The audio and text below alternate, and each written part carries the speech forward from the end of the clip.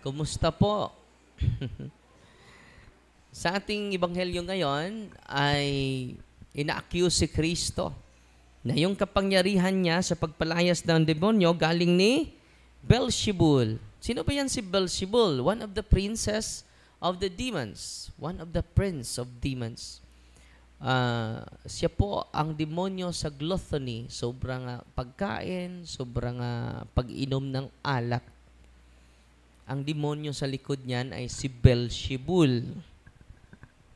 I encountered many times Beelzebul during exorcism.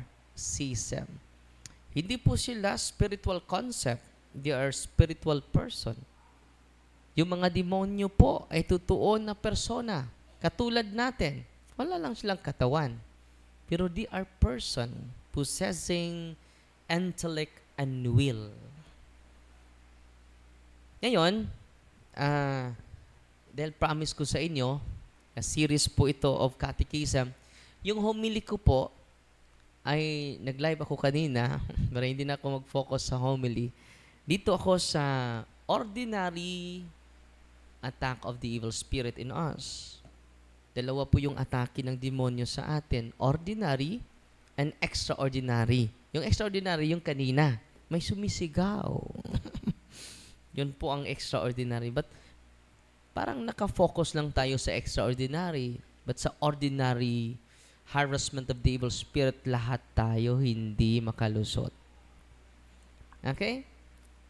Una, snares of the evil spirit. And the second one is the temptation of the evil spirit. Nandito na tayo sa temptation.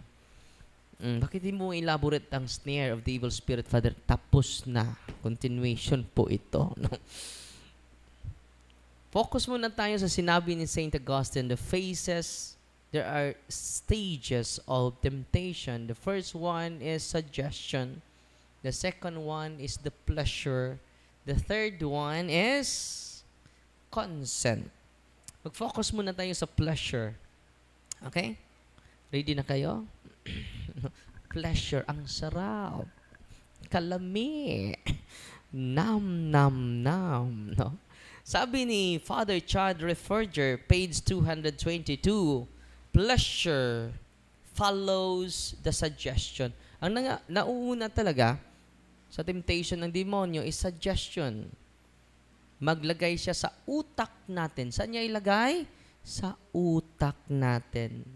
Sa imagination natin, sa memory natin, yung suggestion niya.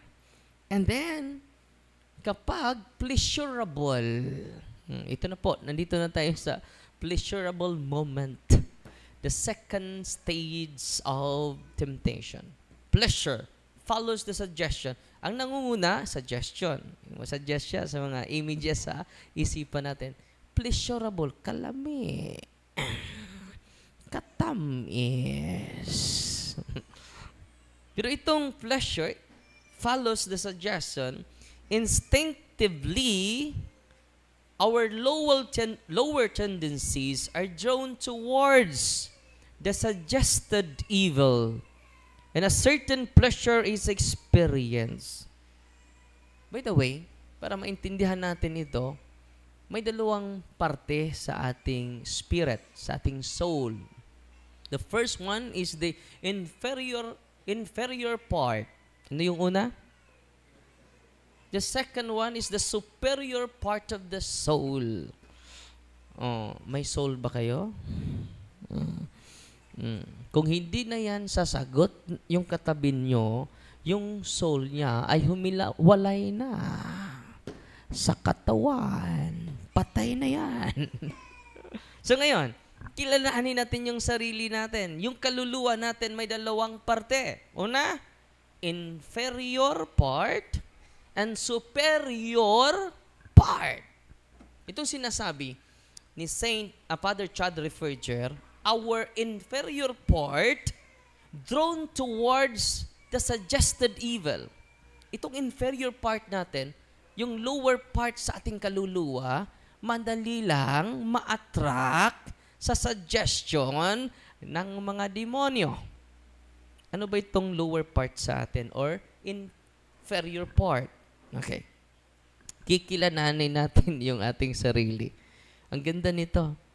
The more we study this, the more we acknowledge ourselves. Unang-una, ito po. So, focus na ako sa catechism ko, ha. Superior part of the soul. Ito yung dinidiscuss ni Father Chad. Pero babasahin ko muna yung buo na statement ni Father Chad. Sabi niya dito, yung lower part pala natin, I always attracted to the suggestion of the evil spirits, the pleasure. Itong lower part sa kaluluwa natin, ay attracted to all the suggestion of the evil spirit. A certain pleasure is experienced many a time happens, says Saint Francis de Sales, that the inferior part of the soul takes pleasure in the temptation. Yung inferior part sa ating kaluluwa, mag-enjoy. Wow! Ang sarap! Yung inferior part, inclined towards the suggestion of the evil spirit. Without their having been consent, kahit wala pa tayong consent, kahit hindi pa nag-say yes pa yung will natin, kahit hindi pa nag-say yes yung intellect natin, yan talaga yung nature sa inferior part sa atin. Yung mga lalaki, makakita og hubag. Hubagang ati, uy. Salad. That's the inferior part of the soul, inclined to the suggestion of the evil spirit. Kakitag putig paa, lingi dayon. Kasab-an dayon sa asawa, nganong lingi man ka? Ang paara sa inyong asawa may tutuki, bahala nagluod.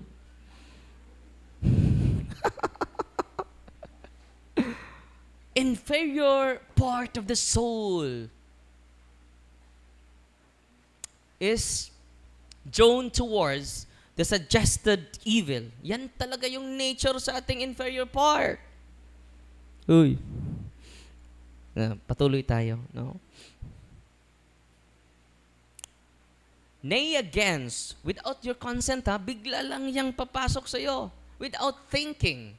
Without approval of your intellect and your will. Dalawa po yung ating faculties, intellect and will. Yun po ang superior part of the soul. This is the warfare. May gera po sa loob ng ating kaluluwa between inferior part and the superior part.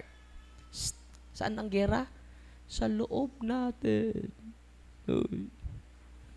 Ang dami palang gera sa loob ko. Gusto ko nang magbago. Pero ang sarap. Kalami. Hindi pa na ako mabuyaan akong kabit, Father. Sana dalawa ang puso ko. Uy. Kahit may asawa ka na, kakanta ka pa rin. Ano yung kanta mo? Sana dalawa ang puso ko. Sumpay na. Di na sana. Basta mo na. No? So, padayon na ta. And then, atong tagad-taguro nag-explain. Saint Paul also experienced a spiritual warfare within himself. Saint Paul describe when he says, his flesh wars against his spirit. The desire of the inferior part of the soul conflicting consistently to the superior part of the soul. Uy, di naman ko ganahan taman libak. Ano nakapanglibak man ko? Di ba? Ang superior part mo ni correct ni mo through reasoning. Sayop jud eh. Pero ganahan man ka. Hoy, si kuan ba? Ato-ato na jud eh. At inoon dili. Tanawan niyo yung tapan. Yung katawa? Oh. Napadayon ta, this is a spiritual warfare within ourselves. This pleasure does not, as long as the will refuses to consent to it, constitute a sin. So, hindi pa po yan kasalanan. Yung inferior part natin, dahil inclined siya sa kasalanan, hindi pa po yan kasalanan. And as long as, take note ha, uy, makinig kayo. As long as you never give consent, sino yung mag-give consent, approve, yung intellect mo at yung will natin. Sino yung magbigay ng yes? Yung consent? Ating intellect and ating will. Okay? Yet it is a danger, since the will finds itself thus as solicited to yield consent. Kapag ma-obsess na yung natin, yung inferior part natin, no?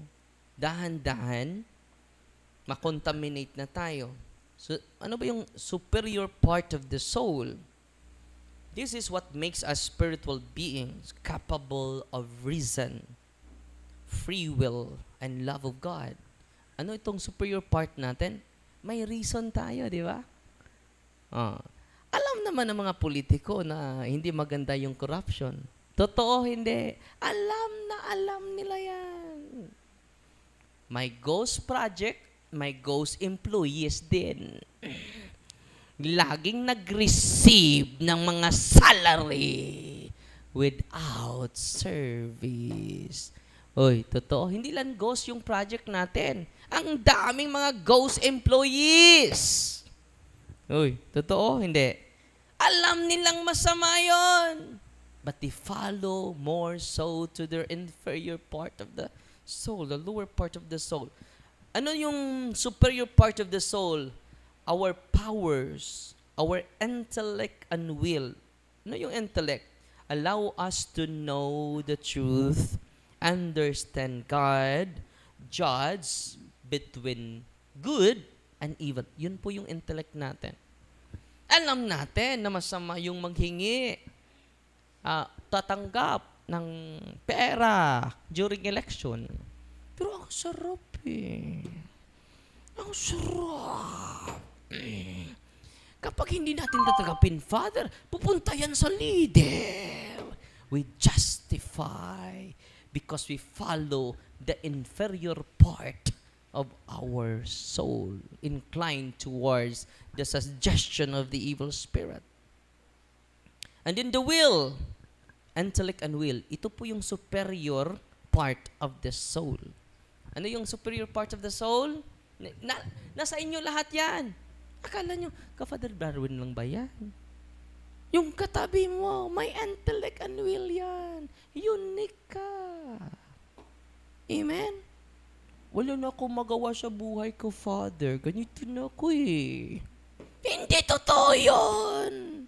Gamitin mo yung superior part of your soul.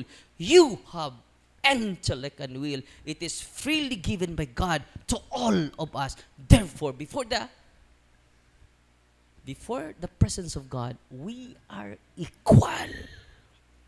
Because we are given the same intellect and will. The superior part of our soul. Naintindihan ninyo? Uy, hindi natin alam eh. May superior part pala ako, Father. Kahit ganito lang ako. Yes! Natutuwa ba kayo ngayon? Because we follow our inferior parts. We are slave by it.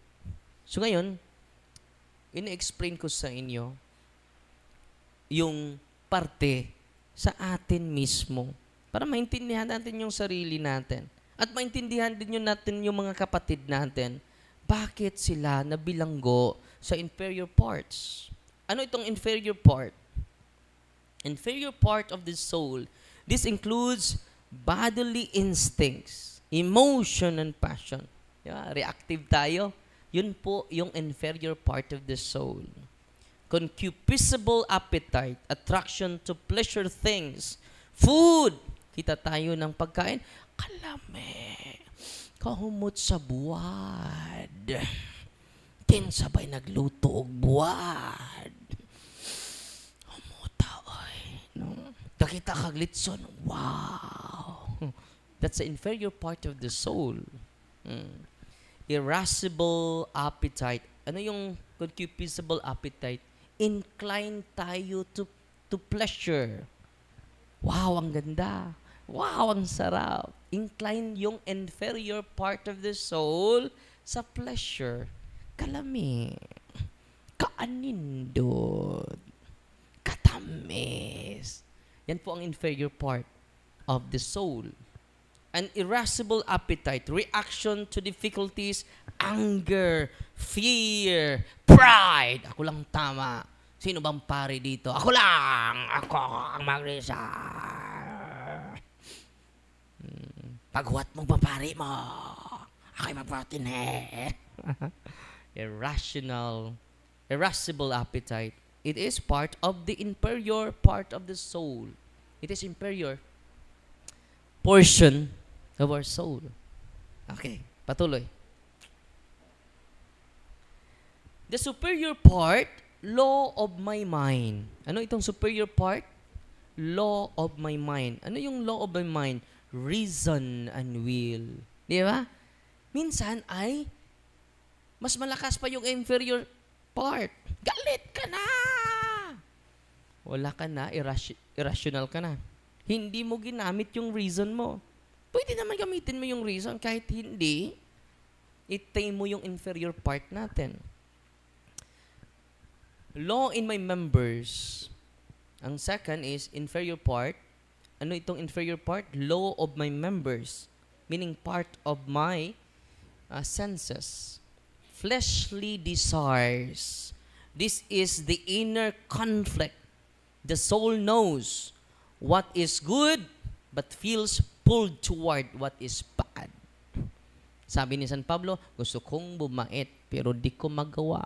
Isa kanta na, si Andrew gusto kong bumait pero di ko magawa. Because there is an inner struggle within us. In a spiritual life, the superior part must govern the inferior part with the help of the grace of God. Alam nyo, kapag lagi kayong nag-receive ng grasya ng Diyos, on the way na po si Father Martin for confession, and then mamaya din, after sa lahat, tutulungan ko siya for confession. Dahil tatlo po yung ina-exercise ko kanina. Yung isa, grabe. 2 demonyo yung sumigaw. 2 demonyo yung pumasok sa kanyang katawan, batang-bata. Nalakita. At tinanong ko siya, alam mo ba na sumigaw ka? Wala, Father. Alam mo ba yung 2 demonyo pumasok sa'yo? Hindi pa patuloy ko pa mamaya, 2:00. Meron pang mga e-exercise natin. Bukas din, meron pa din. Sunod na araw, meron din. Bakit?